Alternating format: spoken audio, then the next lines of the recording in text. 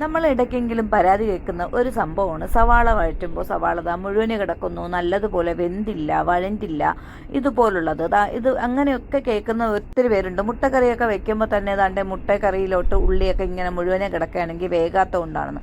എന്നാൽ നല്ല സോഫ്റ്റായിട്ട് അലിഞ്ഞ് കിട്ടാൻ വേണ്ടി നമുക്ക് എന്ത് ചെയ്യാമെന്നാണ് നോക്കേണ്ടത്. അപ്പോൾ ആദ്യം തന്നെ നമ്മൾ സവാളയ്ക്ക് വഴറ്റുമ്പോഴത്തേക്കും നീളത്തിൽ അരിഞ്ഞതിന് ശേഷം നമ്മൾ ഒരു നുള്ള് സോഡാപ്പൊടി, നമ്മൾ കടുക് കറിവേപ്പിലയൊക്കെ താളിച്ച് നമ്മൾ സവാള ചേർത്തിട്ട് ഒരു നുള്ള് സോഡാപ്പൊടി ചേർത്ത് കൊടുത്ത് ഒന്ന് അടച്ചു വെച്ച് കൊടുക്കുക. ഒരു 2-3 മിനിറ്റ് ആകുമ്പോൾ തന്നെ ഉള്ളിയൊക്കെ നല്ല അലിഞ്ഞ് കിട്ടി സോഫ്റ്റ് ആവുന്നതായിരിക്കും.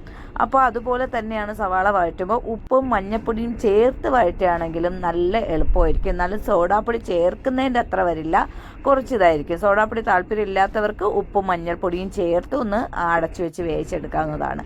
എന്നാൽ പിന്നെ സോഡാപ്പൊടി ഗുണത്തിനേക്കാൾ ദോഷം ചെയ്യുന്ന ഒരു സംഭവം കൂടെ ആയതുകൊണ്ട് ഒരു നുള്ള് മാത്രമേ ചേർക്കാവൂ.